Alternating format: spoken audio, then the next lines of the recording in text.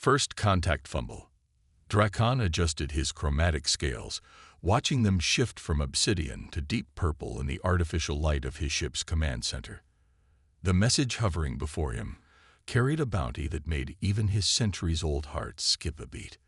The target, a human colonist on the frontier world of Meridian Prime. In 300 years of eliminating problems for the galaxy's elite, Drakon had never encountered a species quite like humans. They were newcomers to the galactic stage, barely a century into space travel, yet they'd already earned a reputation that made veteran assassins nervous. The Scorpius Syndicate classified them as unpredictable variables. Target profile downloaded, announced his ship's AI. Sigma. Thomas Reed. Occupation. Agricultural specialist. Notable characteristics. None. Threat assessment. Minimal. Sigma's tone carried an unusual note of hesitation. Drakon flicked his tongue, tasting the artificial air. Minimal threat. Why does the bounty have 6 zeros then? Previous contractors have withdrawn from similar assignments. Sigma replied carefully. Would you like me to display the statistical analysis of human-related mission failures? No need. Drakon dismissed the suggestion with a wave of his scaled hand. I didn't earn the title Shadow of Scorpius by following statistics. Display the target's routine. The holographic display showed a simple farm on Meridian Prime's northern continent. Reed's daily schedule was mundane. Tending crops, maintaining equipment, occasional visits to the nearby settlement. No security systems, no bodyguards, not even a basic defense grid. This is almost insulting, Drakon muttered, his scales rippling with annoyance. Who posted the bounty? Anonymous client, routed through 17 quantum-encrypted channels. That made Drakon pause. 17 layers of encryption for a farmer's elimination. Someone was either paranoid or hiding something significant. Both possibilities made this contract more interesting. Plot an approach vector to Meridian Prime. Standard stealth protocols. As his ship slipped into hyperspace, Drakon began his usual preparation ritual. He cleaned his favorite molecular disruptor, checked his phase shift generators, and reviewed the target's profile again. Thomas Reed, age 35, Earthborn, relocated to Meridian Prime 3 years ago. No criminal record, no military background, no remarkable skills except an apparently green thumb. The journey to Meridian Prime took 3 standard days, during which Drakon observed Reed through long-range quantum sensors. The human spent hours in his fields, touching the soil with bare hands, examining plants with primitive tools. Sometimes he would stand still, face turned toward the twin suns, and simply smile. Target appears to be engaging in photosynthesis, Sigma commented. Humans don't photosynthesize, Drakon corrected automatically, though he wasn't entirely certain.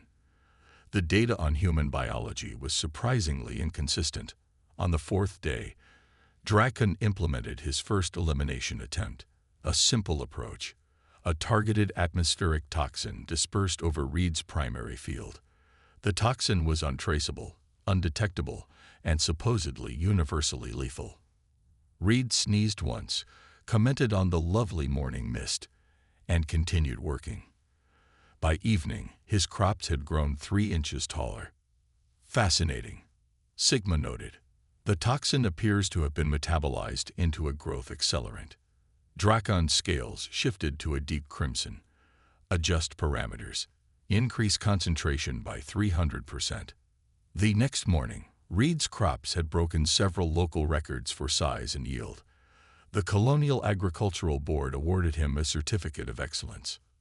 Should I prepare the backup plan?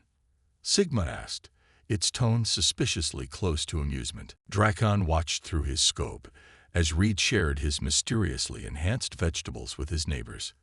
The human was explaining something animated-like, gesturing with hands that should have been cold and lifeless by now. No, Drakon decided, his professional pride stinging.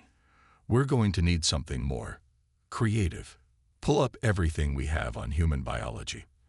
There must be something they're not immune to. As Meridian Prime's twin suns set, casting purple shadows across Reed's thriving fields, Drakon began to understand why the bounty was so high. This wasn't going to be just another contract. This was going to be a challenge worthy of the shadow of Scorpius. Little did he know, he had already fallen into Thomas Reed's trap. The game was on, and only one of them knew all the rules. The impossible target. Over the next week, Drakon's reputation as the galaxy's most precise assassin began to unravel like a cheap quantum thread. Each attempt to eliminate Thomas Reed resulted in increasingly improbable outcomes. The molecular disruptor beam, calibrated to destabilize organic matter, somehow created a localized atmospheric phenomenon that resulted in perfect growing conditions for Reed's crops. The quantum phase trap, designed to shift its target into a lethal parallel dimension, instead opened a pocket of fertile soil from an alternate universe, giving Reed access to extinct plant species that revolutionized local agriculture. Target is currently singing to his plants, Sigma reported one morning. Analysis suggests the acoustic vibrations are somehow optimizing their growth patterns. Drakon's scales had been stuck in a mottled pattern of frustration for days. Singing to plants. A human practice called gardening therapy. Would you like me to play back the audio? Absolutely not. Drakon paced his ship's command center, his claws leaving slight marks on the metallic floor. What about the nanite swarm? The target appeared to sneeze them out. They've now formed a beneficial soil microbiome. Every failure defied probability in ways that made Drakon's highly evolved brain ache. The temporal loop trap. Reed used the extra time to develop new farming techniques. The gravity manipulator created perfect irrigation patterns. The consciousness transferal device somehow gave Reed insight into plant consciousness, leading to another agricultural breakthrough. This is beyond coincidence. Drakon hissed, reviewing the footage of his latest failed attempt. No species is this lucky. Calculating probability of current success rate, Sigma announced. Result: mathematically impossible. Suggestion: consider alternative career options. Not helpful, Sigma. Drakon's scales flickered with irritation.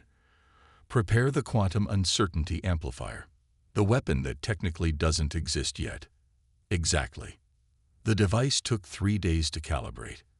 Its purpose was simple: create a field of pure quantum uncertainty around the target, making their continued existence mathematically impossible. Even luck had to follow some rules of probability. Drakon watched through his scope as Reed worked in his fields, completely oblivious to the impossibly advanced weapon aimed at his head. The human was humming again, a habit that had begun to haunt Drakon's sleep cycles. The quantum uncertainty amplifier fired, its beam invisible but powerful enough to temporarily distort reality itself. For a moment, everything worked perfectly. Reality wavered around Reed like heat waves over desert sand. Then Reed tripped. That simple stumble somehow caused him to fall through exactly the right sequence of quantum uncertainties, emerging with not only his existence intact, but also a theoretical understanding of quantum agriculture that would later earn him a nomination for the Galactic Science Award. Target is now explaining quantum tunneling to his tomatoes, Sigma reported. They appear to be listening. Drakon's professional pride lay in ruins, much like the quantum uncertainty amplifier, which had somehow transformed itself into an advanced irrigation system. Breaking point. After 2 weeks of increasingly desperate attempts, Drakon found himself doing something unprecedented in his career. He began to doubt himself. His scales had settled into a permanent pattern of confused grays and frustrated purples. Review the pattern, he commanded Sigma one evening, after watching Reed successfully turn another assassination attempt into an agricultural innovation. There must be something we're missing. The holographic display filled with footage of Reed's daily activities.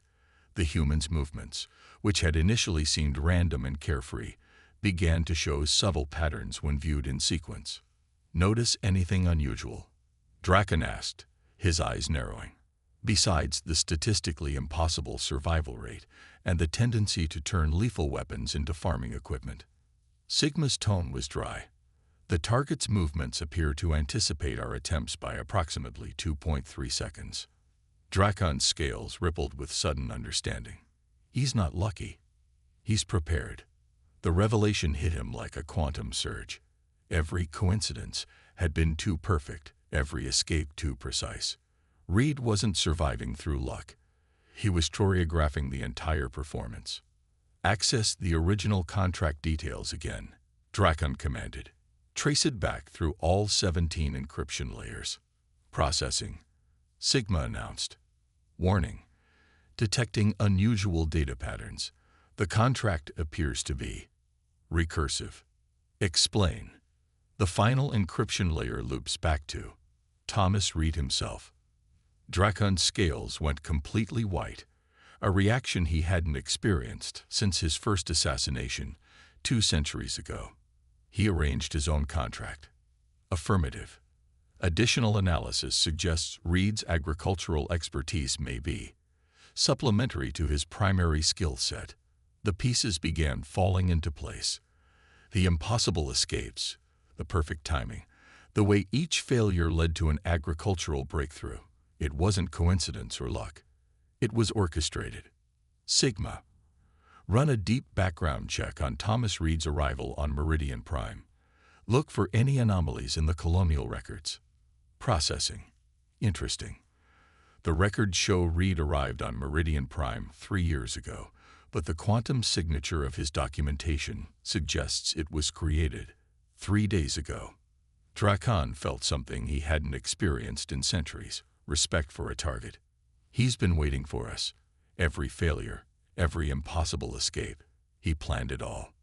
"Correct," Sigma confirmed.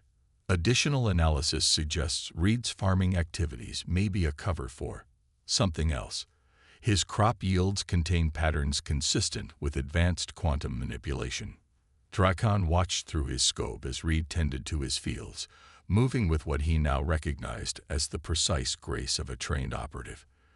The human's humming wasn't just an annoying habit. It was likely a way to mask subvocal communications.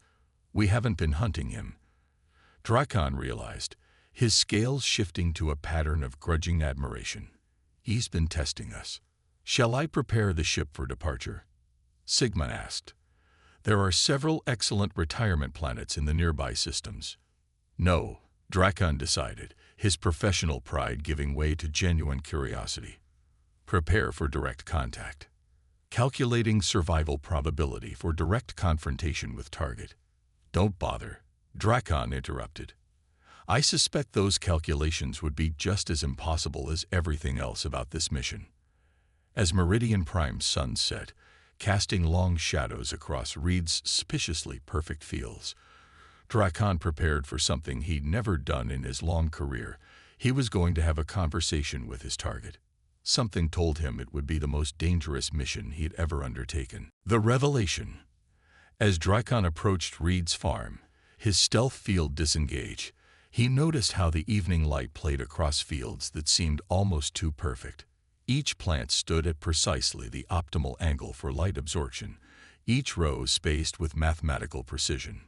"Good evening, Shadow of Scorpius," Reed called out without turning, his hands deep in the soil of what appeared to be a perfectly normal tomato plant. "I was wondering when you'd figure it out. You know who I am." It wasn't a question. Reed straightened, brushing dirt from hands that Dracon now recognized moved with calculated efficiency. "Of course. You've been providing excellent data for the past few weeks. Would you like some tea?" "Tea. A human beverage. Much better than those nutritional supplements you've been surviving on. Your ship's AI has been quite concerned about your dietary habits." "You've been in contact with Sigma." Dracon's scales rippled with alarm. "Oh, we've had some fascinating conversations, particularly about your growing frustration with impossible survival rates." Reed smiled, gesturing toward a simple wooden table that Dracon could have sworn wasn't there a moment ago. "Please, sit." Against every assassin instinct, Dracon found himself settling into a chair that perfectly accommodated his non-human physiology. "You're not a farmer," Drakon stated. "Oh, I am. Just not only a farmer." Reed poured tea from an earthenware pot. "I'm also the head of assessment for the Galactic Defense Initiative's Special Operations Division, though these days we prefer to call it the Agricultural Development and Peaceful Technologies Agency." Adapt. Drakon's scales shifted to a pattern of disbelief. "The organization is real. I thought it was a myth." "Most effective myths have a core of truth." Reed smiled. "Sugar. You orchestrated this entire operation. The contract, the failures, the agricultural innovations. It was all a test. More of an interview, really." Reed sipped his tea. "We've been watching your career with interest. Your creativity, adaptability, and most importantly, your ability to recognize when you're outmatched, all qualities we value. You want to recruit me?" "We prefer the term career transition specialist. The galaxy's changing, Drakon. The old ways of solving problems through elimination are becoming obsolete. We need individuals who can think creatively, adapt to impossible situations, and most importantly, know when to transform a weapon into a tool for growth." New beginnings. 6 months later, Drakon stood in his new office at ADAPT headquarters, his scales a calm blend of blues and greens that would have been impossible during his assassin days. The wall displayed his latest project, converting a plasma cannon into a revolutionary irrigation system. "The board is impressed with your progress," Reed commented, appearing with his usual impossible silence. "Particularly the way you transformed that quantum uncertainty amplifier into a climate control system." "The principles are surprisingly similar," Drakon admitted, "though I never expected to use my expertise in molecular destabilization to improve crop yields." "That's exactly why we recruited you. The best innovations often come from unexpected directions." Reed examined a holographic display of Drakon's latest project. "How's Sigma adjusting to the transition?" "It's developed an unhealthy obsession with experimental hydroponics." Drakon's scales flickered with what might have been amusement. "And it won't stop suggesting names for new plant varieties based on my failed assassination attempts." "Ah yes, the quantum paradox peppers are particularly popular in the commissary."